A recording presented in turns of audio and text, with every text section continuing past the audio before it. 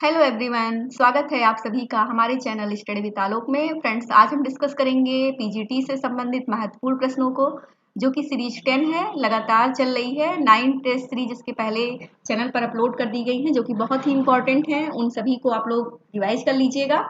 और आइए देखते हैं कि क्या इंपॉर्टेंट है इस सीरीज में। तो जो सबसे पहला क्वेश्चन है फ्रेंड्स, वो है, देखिए कि संस्था किसी इकाई में जनरीतियों, रूढ़ियों, प्रायः कानून का एक ऐसा संगठन होता है जिसके द्वारा अनेक सामाजिक कार्य क्या होते हैं, संपन्न होते हैं। तो यहाँ पे परिभाषा पूछी गई, क्योंकि जो पीजीटी का एग्जामिनेशन होता है उसमें बहुत ढेर सारी परिभाषाएं पूछी जाती हैं। ठीक है, पुस्तकें पूछी जाती है, छोटे छोटे टर्म्स पूछे जाते हैं। तो इन सब चीज़ों को अच्छे से तैयार करके रखना है। तो प्रयास किया जा रहा है कि जो चीज़ें इंपॉर्टेंट हो वो चैनल पर अपलोड की जा सके। तो देखिए, ये डेफिनेशन किसकी है कि संस्था किसी इकाई में जनरीतियों, रूढ़ियों, प्रायः कानून का एक ऐसा संगठन होता है जिसके द्वारा क्या अनेक सामाजिक कार्य क्या होते हैं, संपन्न होते हैं। ठीक है, तो ये किसने कहा है? तो ये परिभाषा जो है वो किसने दी हुई है? Green, Sumner, Spencer, MacIver. तो फ्रेंड्स, ये जो डेफिनेशन है वो है किसकी? ये है अर्नोल्ड ग्रीन की। ठीक है, तो ऑप्शन ए हमारा करेक्ट आंसर हो जाएगा। यहाँ पे एक छोटा सा प्रश्न और बन जाता है कि संस्था शब्द का सर्वप्रथम प्रयोग किसने किया है। ठीक है, तो जो संस्था शब्द है उसका सर्वप्रथम प्रयोग किसके द्वारा किया गया है? तो फ्रेंड्स, संस्था शब्द का सर्वप्रथम प्रयोग किसने किया था? हर्बर्ट स्पेंसर महोदय ने किया था। तो इसको ध्यान रखिएगा, बहुत इंपॉर्टेंट है। तो आइए चलिए अगले क्वेश्चन को देखते हैं। यहाँ पे पूछा गया है कि सामाजिक विभेदीकरण के 4 आधार कौन कौन से, जिसमें प्रकार, संस्कृति, रुचि और क्रम विन्यास। ठीक है, तो इस प्रकार के क्वेश्चन पीजीटी में अगली बार बने हुए थे, योगेंद्र सिंह वगैरह से रिलेटेड क्वेश्चन आया हुआ था। ठीक है, तो ध्यान रखिएगा। तो इसमें क्या हो जाएगा कि जो सामाजिक विभेदीकरण है उसके 4 आधारों पे चर्चा किसने की है, जिसमें प्रकार, संस्कृति, रुचि और क्रम विन्यास, ठीक है, शामिल किया गया है। तो ये किसने कहा है फ्रेंड्स? तो ये कहा है नार्थ महोदय ने। किसने? नार्थ। तो ऑप्शन ए हमारा करेक्ट आंसर हो जाएगा।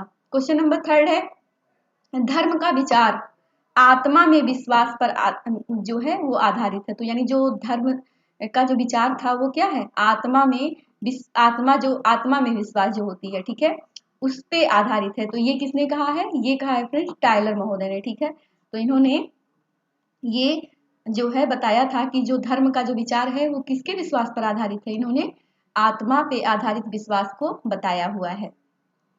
इन्होंने फ्रेंड्स एनिमिज्म का सिद्धांत भी दिया हुआ था, क्वेश्चन पूछा जाता है तो ध्यान रखिएगा। एनिमिज्म का सिद्धांत इन्होंने दिया था ना, धर्म से रिलेटेड, तो वही है, आत्मा में विश्वास पर आधारित है। जबकि जो फेटिसिज्म हो जाता है वो किससे रिलेटेड हो जाता है? अगस्त कॉम्टे महोदय से। तो छोटी छोटी चीजें हैं, थोड़ा सा ध्यान रखना है। चलिए अगले प्रश्न को देखते हैं कि किसने कहा कि जो ऐतिहासिक दृष्टि से समाजशास्त्र की मुख्य जड़ें राजनीति एवं इतिहास दर्शन में ही है। ठीक है, तो ऐतिहासिक दृष्टि से जो समाजशास्त्र की जो मुख्य जड़ें हैं वो किसमें है? राजनीति एवं इतिहास के दर्शन में ही है। तो ये किसने कहा है फ्रेंड्स? ये कहा है मारिस गिन्सबर्ग। ठीक है, तो ऑप्शन ए हमारा करेक्ट आंसर हो जाएगा। मारिस गिन्सबर्ग, इन्होंने पुस्तक लिखी हुई थी रीजन एंड अनरीजन सोसाइटी, बहुत इंपॉर्टेंट पुस्तक है, कई बार एग्जामिनेशन में हायर वगैरह में पूछी गई है नेट में, तो आप ध्यान रखिएगा। अगला प्रश्न है कि नगर को एक बहती हुई नदी व गांव को शांत तालाब किसने माना? ठीक है, तो जो नगर है वो एक बहती हुई नदी है, जबकि गांव क्या है? शांत तालाब। ठीक है, तो सही बात है, नगर में देखिए बहुत सारी भीड़ भाड़ होती है, एकदम जो जीवन है वो बहुत तेजी से रहता है लोगों का, और तो नदी की तरह है ना। जबकि गांव क्या है? गांव में लोग थोड़ा शांत रहते हैं, एकदम सिंपल लाइफ होती है उनकी, तो शांत तालाब से इसकी तुलना की गई है। तो ये किसने कहा है, लेकिन ये बताना है। ठीक है, तो ये कहा है फ्रेंड्स स्मिथ महोदय ने। किसने? स्मिथ महोदय ने बताया है। ठीक है, तो ऑप्शन ए हमारा करेक्ट आंसर हो जाएगा। चलिए अगला है कि स्त्रीकरण समाज का उच्च व निम्न सामाजिक इकाइयों में क्षैतिज विभाजन है। बहुत ही इंपॉर्टेंट है ये प्रश्न, आप ध्यान रखिएगा, कई बार ये पूछा भी गया कि जो स्त्रीकरण होता है वो समाज का उच्च व निम्न सामाजिक इकाइयों में क्षैतिज विभाजन है। तो ये किसने कहा है फ्रेंड्स? ये कहा है रेमंड मूरे महोदय ने। किसने? रेमंड मूरे। तो ऑप्शन बी हमारा करेक्ट आंसर हो जाएगा। फ्रेंड्स पीजीटी से जो है टेस्ट भी चल रहा है हमारे यहाँ चैनल पर, ठीक है, तो आप ज्वाइन भी कर सकते हैं, जिसमें पूरे 125 प्रश्न कराए जाते हैं एवरी सैटरडे, और नया बैच भी सर का स्टार्ट हो गया है। ठीक है, तो उसमें जो टेस्ट है वो मंडे को हो रहा है, ठीक है। तो आप उसको ज्वाइन भी कर सकते हैं, नया वाला भी, और पुराना तो काफ़ी दिनों से, लगभग 1 साल से चल रहा है, वो कोर्स भी कंप्लीट हो गया है लोगों का। लेकिन बहुत सारे बच्चे जो अब अपना इंटरेस्ट रखे हैं कि नहीं हमें ज्वाइन करना है, तो वो क्या होता था कि बैच जब कंप्लीट हो जाता है तो उतने सारे लेक्चर्स को, टेस्ट को कवर करना थोड़ा सा बहुत टफ कार्य हो जाता है। तो इसीलिए क्रैश कोर्स स्टार्ट किया गया है कि जो अभ्यर्थी अब फ़ोन कर रहे थे या मैसेज कर रहे थे कि कोई नया बैच हो तो हम ज्वाइन कर लें और अपना रिवाइज कर लें एग्जामिनेशन के पहले पहले, क्योंकि उम्मीद है कि नए साल में सारे एग्जामिनेशन लग जाएं, ठीक है। तो उन लोगों के लिए ये शुरू किया गया है कि आप जो है नए बैच को ज्वाइन कर सकते हैं और अपना सिलेबस कंप्लीट कर सकते हैं समय से, ठीक है। तो क्रैश कोर्स जो भी ज्वाइन करना चाहें वो सबके नंबर पर, कॉन्टैक्ट नंबर यहाँ पे दिया गया है, कॉल कर सकते हैं, मैसेज कर सकते हैं, ठीक है। और टेस्ट सीरीज वगैरह भी ज्वाइन कर सकते हैं। तो ये थोड़ी सी महत्वपूर्ण सूचना थी सभी के लिए। और आइए अब अपने महत्वपूर्ण प्रश्नों को देखते हैं। यहाँ पे क्वेश्चन 7 दिया गया है कि सामाजिक व्यवस्था अंतःक्रिया की एक व्यवस्था है, ठीक है। तो जो सामाजिक व्यवस्था है वो क्या है, अंतःक्रिया की व्यवस्था है। तो ये किसने कहा, तो ये कहा है फ्रेंड्स काम्ट, पार्सन्स, मर्टन, मेलिनोवस्की।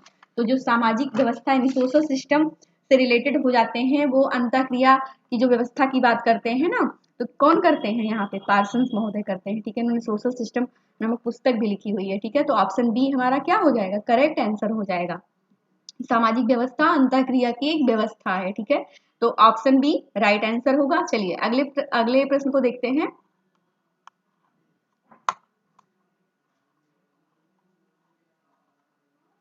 किसने कहा कि जो दास कैपिटल पुस्तक है, दास कैपिटल किसकी पुस्तक है, मार्क्स की, ठीक है। तो दास कैपिटल मार्क्स के विचारों का हृदय है, ठीक है। तो किसने कहा है कि जो दास कैपिटल है वो मार्क्स के विचारों का हृदय है, ये पूछा भी गया है, प्रीवियस ईयर में आया हुआ प्रश्न है। Norbert Ilyas, Silverman, Goldener, Raymond arrow.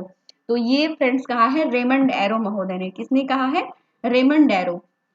Das Kapital marks के विचारों का हृदय है, इसको बहुत अच्छे से पढ़ना चाहिए। ऐसे ही बात उन्होंने रेमंड एरो महोदय ने की थी, ठीक है, कि दास कैपिटल मार्क्स के विचारों का हृदय है, इसको बहुत पवित्र मन से पढ़ना चाहिए। तो ऑप्शन डी हमारा करेक्ट आंसर हो जाएगा। अगला प्रश्न है कि समाजशास्त्र में प्रकार्य शब्द का सर्वप्रथम प्रयोग किसने किया। तो समाजशास्त्र के अंतर्गत जो प्रकार्य शब्द है इसका सर्वप्रथम प्रयोग किसने किया है, ठीक है। तो ये पूछा गया है।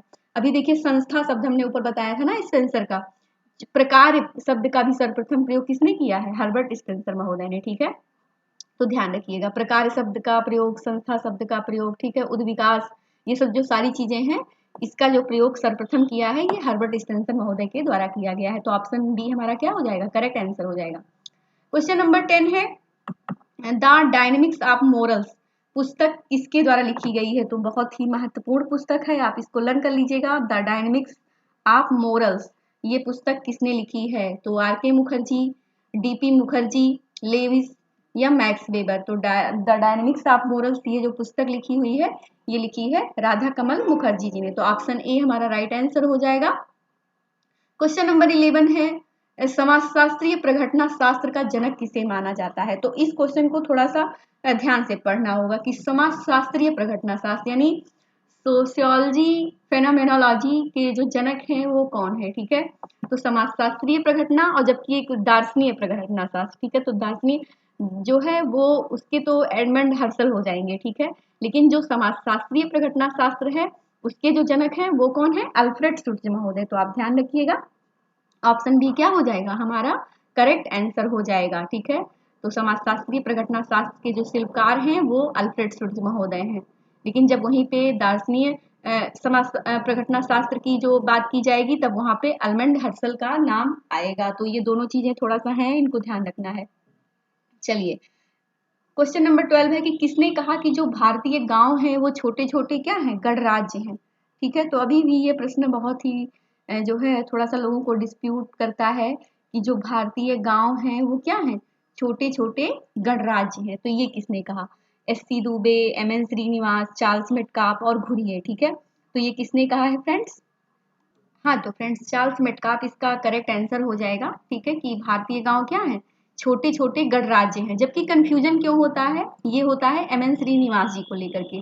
और वहां पे क्या क्वेश्चन हो जाता है कि उन्होंने क्या कहा था कि जो भारतीय गांव है, भारतीय गांव की जो आत्मनिर्भरता है वो क्या है, एक मिथक है, ठीक है। तो उन्होंने ये कहा था कि जो भारतीय गांव है उनकी आत्मनिर्भरता एक मिथक है, तो ये एम एन श्रीनिवास का होगा। लेकिन जो भारतीय गांव है, छोटे छोटे गणराज्य हैं, ये चार्ल्स मेटकाप का है, ठीक है। तो आप ध्यान रखिएगा, ऑप्शन सी हमारा राइट आंसर हो जाएगा। चलिए अगले प्रश्न को देखते हैं। किसकी मान्यता है कि समाजीकरण दो प्रमुख विधियों तादात्मीकरण एवं दमन के माध्यम से होता है, ठीक है। तो ये किसने कहा है कि जो समाजीकरण है वो दो विधियों तादात्मीकरण एवं दमन के माध्यम से होता है, तो ये कहा है फ्रेंड्स फ्रायड महोदय ने, ठीक है। तो ऑप्शन डी हमारा राइट आंसर हो जाएगा। इन्होंने सामाजिकरण में इड ईगो सुपर ईगो की चर्चा भी की है, ठीक है, फ्रायड महोदय ने। तो उसी में इन्होंने बताया हुआ है तादात्मीकरण एवं दमन के माध्यम से समाजीकरण क्या होता है, दो विधियों के द्वारा होता है, तादात्मीकरण एवं दमन, ठीक है। तो ये फ्रायड आप याद रखिएगा।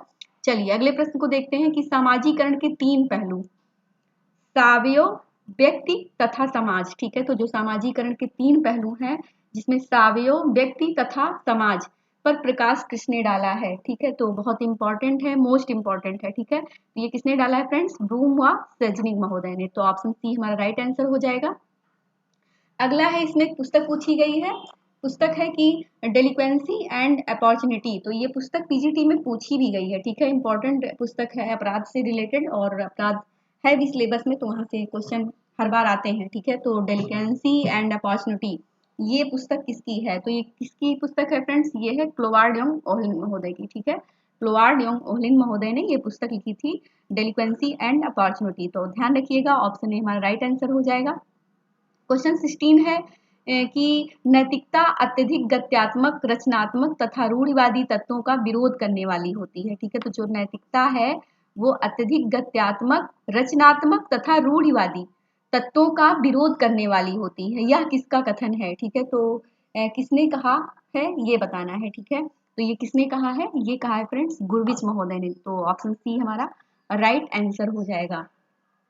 अगला प्रश्न है कि अपराध के असामान्य एवं साहचर्य का सिद्धांत किसने दिया हुआ है, ठीक है। तो अपराध के असामान्य एवं साहचर्य का सिद्धांत किसने दिया है ये बताना है, ठीक है। तो ये किसने दिया है फ्रेंड्स, ये दिया है सदरलैंड ने। किसने दिया है, सदरलैंड महोदय ने, ठीक है। तो ये इंपॉर्टेंट प्रश्न है, कई बार पूछा गया है, ठीक है। तो आप ध्यान रखिएगा, तादात्मीकरण का सिद्धांत कभी कभी पूछ लेते हैं, या अपराध के असामान्य एवं साहचर्य का सिद्धांत किसने दिया है, तो ये दिया है सदरलैंड महोदय ने। तो ऑप्शन बी हमारा करेक्ट आंसर हो जाएगा। अगला प्रश्न है कि मापदंडों को व्यवहार का ब्लूप्रिंट किसने कहा, तो जो मापदंडों का जो व्यवहार है उसका ब्लूप्रिंट ये किसने कहा है, तो किसने कहा है फ्रेंड्स, ब्रूम व सेजनिक, कुले, मेलिनोवस्की या समनर। तो मानदंडों को व्यवहार का ब्लूप्रिंट कहा है ये ब्रूम व सेजनिक महोदय ने। तो ऑप्शन ए हमारा राइट आंसर हो जाएगा। अगला प्रश्न है कि यदि कोई व्यक्ति परिवार के नियमों का पालन नहीं करता है और पिता उसे संपत्ति से वंचित कर देता है, तो पिता का यह कार्य किसके द्वारा उचित ठहराया जाता है, तो किसके द्वारा उचित ठहराया जाता है, विश्वासों द्वारा, अभिमति द्वारा, न्यायालय द्वारा या राज्य द्वारा। तो यदि कोई व्यक्ति परिवार के नियमों का पालन नहीं करता है अगर, और पिता उसे संपत्ति से वंचित कर देता है, तो पिता का यह कार्य किसके द्वारा उचित ठहराया जाता है, तो ये जो होगा ये होगा अभिमति के द्वारा, ठीक है। तो ऑप्शन बी हमारा राइट आंसर हो जाएगा। क्वेश्चन नंबर 20 है कि मुख्य परिस्थिति वह है जो दूसरी परिस्थितियों की तुलना में अधिक महत्वपूर्ण और अग्रणीय होती है, तो यह कथन किससे रिलेटेड है, तो बहुत इंपॉर्टेंट डेफिनेशन है कि मुख्य परिस्थिति वह है जो दूसरी परिस्थितियों की तुलना में अधिक महत्वपूर्ण और अग्रणीय होती है। तो बिल्कुल सही बात है। देखिए जैसे अभी आप स्टूडेंट हैं या मतलब हाउस वाइफ हैं या अपने बेबी की मदर हैं, और ठीक है तमाम सारे आपके रिश्ते हैं, रिलेशन हैं हर जगह पे, लेकिन मुख्य परिस्थिति, ठीक है, मान लीजिए आप पीजीटी की तैयारी कर रही हैं, प्रवक्ता बन जाती हैं, तो वो तो आपकी मुख्य परिस्थिति है ना। और मुख्य परिस्थिति की अवधारणा किसने दी थी, ये भी क्वेश्चन पीजीटी में आया हुआ है। तो मुख्य परिस्थिति की जो अवधारणा है वो ईटी हिलर द्वारा दी गई है। तो आप इसको नोट कर लीजिएगा, ध्यान एक बार मतलब रिवाइज कर लीजिएगा अच्छे से, क्योंकि जब बात हो ही रही तो सारी चीजें क्लियर करना बहुत जरूरी होता है उस समय। तो मुख्य परिस्थिति वह है जो दूसरी परिस्थितियों की तुलना में अधिक महत्वपूर्ण और अग्रणीय होती, तो बिल्कुल सही बात है। और यह कथन किसने कहा है, तो ये बताना है, लिंटन, आगबन, निमकाफ या बीरस्टीड। तो ये किसने कहा है फ्रेंड्स, ये कहा है बीरस्टीड महोदय ने। किसने कहा है? बीरस्टीड। ध्यान रखिएगा, ऑप्शन डी हमारा राइट आंसर हो जाएगा। तो फ्रेंड्स, आज की जो क्विज थी वो यहीं पर कंप्लीट होती है। अगर वीडियो पसंद आए तो आप वीडियो को लाइक करें, चैनल को सब्सक्राइब करें। Thank you so much.